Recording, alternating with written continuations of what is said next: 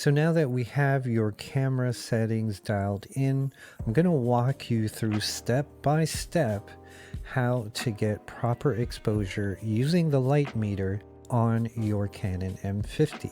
So before we get started, I just want to let you know I am using the Canon 15 to 45 millimeter kit lens so that everything that I'm showing you in this video you can relate to in terms of using the same equipment. Now, just a quick note that we're going to dive into exposure, but just very basic concepts. What I'm showing you today is a good foundation to start with, and I encourage you to take it on your own and practice with various settings, various lighting setups.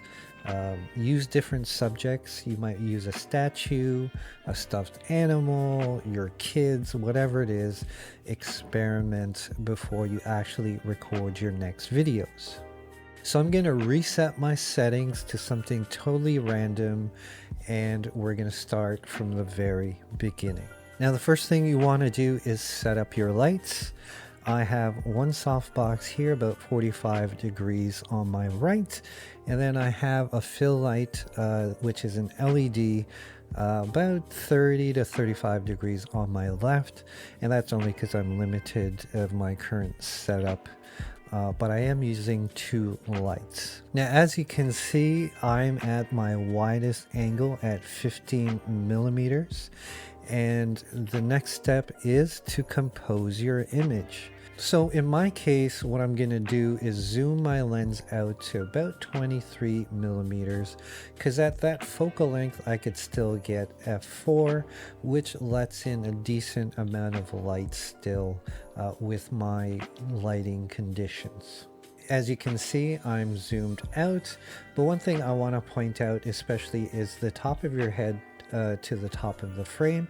Typically you want to keep like a hand's width from the top of your head to the top of the frame. Now you can go a little bit tighter and you could crop a bit of your head in certain situations, but typically this is, you know, your typical setup.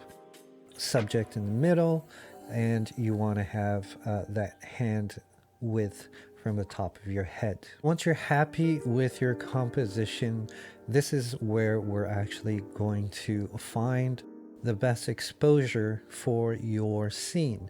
One of the tricks here is using the light meter of the M50. Now, if you look at the screen right now and you see those numbers with that meter, it's got 1, 2, 3 on the right and the left side, right in between the ISO and the aperture. This is very useful. This is the camera's built-in light meter. Basically, it tells you if you're under or overexposed. And being underexposed just means that your image is dark, and overexposed means your image is too bright. There's too much light. So if I were to half press my shutter button here, you're going to see that I'm just a bit underexposed. But you'll also see my settings. My shutter speed's 1/80, my aperture 6.3, and my ISO 1600. Now we're going to adjust that to get better exposure settings, and I'm going to walk you through that here. Now the very first thing that you want to touch with your exposure is the shutter speed. Now, shutter speed with video is very different from photography, where you could adjust the shutter speed pretty freely based on your other settings. But with video, shutter speed's almost a fixed setting that you shouldn't really touch, depending on the look that you want. But for this demonstration, let's say your shutter speed's a hard set, it's fixed, don't touch it after, pretty much. Now, if you recall, we set the M50 to 24 frames per second. So the golden rule here is that you need to double that to get your shutter speed. So 24 times 2 is 48. Now with the M50, you can't get 1/48. So we're going to change it to 1/50. Next, we're going to adjust our aperture. Now, aperture in general is how much light passes through the lens onto the sensor, and the numbers relate to the opening of the lens. The lower the number, like let's say f1, the more light it lets into the lens. So just as an example, I'm going to set my lens to f4, as you can see, and automatically it gets brighter. If I were to set my settings to, let's say, f11, you see how dark it gets because now the hole is smaller and it's letting in less light. So for this particular setup, you want to use the largest aperture available. In my case, with the kit lens, it's f4, so I'm going to change this to f4. Now if we look at our meter, you see now the cursor is over the middle there, and it probably looks really washed out right now because our ISO is super high. Now the last setting is ISO. The higher the ISO though, the more grain it would produce to an image. So I'm going to show you an over exaggerated example of that really quick. I'm going to set my settings this way, and I'm going to kind of max out my ISO here. So this is a quick example of high ISO and why you want to keep your ISO as low as possible. So back to this setting, as you see, if we look at our meter and you see the ISO as 1600, you can see by my face that it's very hot and it's overexposed. So we're gonna lower this to, I'd say, let's try ISO 500. And we look at the meter, and according to the meter, it's about, it's one stop, almost one stop underexposed.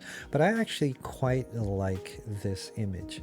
Now the meter is showing underexposed because it's kind of taking a calculation of the whole scene, background, foreground, everything, and it's kind of averaging out everything. So this is where you would have to use your eyes and your personal taste to get that final look that you're looking for. So I would actually be happy with ISO 500, and this is great because at 500 you don't get as much grain as you would from 1600 or 2000.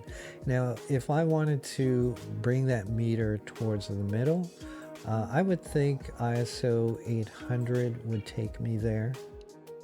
Very close to it, there you go.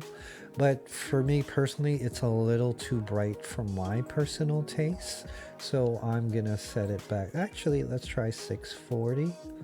That's kind of a good balance between the two. Now the last thing you want to do is adjust your white balance. Now with white balance, think of cool and warm, blue and yellow, or orange, depending on how you see color. If you were to go into your settings under color temperature, what I personally like to do is go into color temperature and set the white balance manually.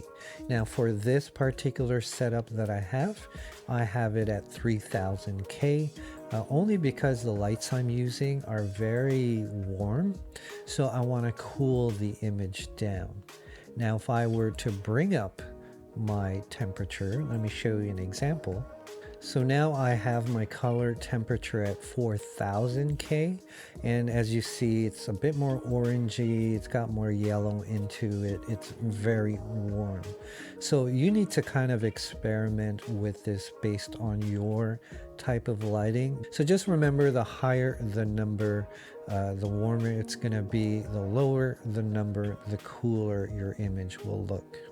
So my final setup is 24 frames per second, focal length on the kit lens of 23 millimeters. My shutter speed is set to 1/50, and my aperture is set at f4 with an ISO of 640. Now again, for you, these settings may be very different based on your lighting, but this is a good way to get you started on manual settings for your M50. Now I think I've covered everything, and I hope that you guys have gotten some value out of this. If you have any questions, please let me know in the comments below. I read all my comments and I respond to all of them. And as I said before, we're gonna dive deeper into the exposure triangle, aperture, shutter speed, and ISO in future videos coming up. But as I said, this is a good place to start, and this is a good foundation to move from auto to manual on your Canon M50.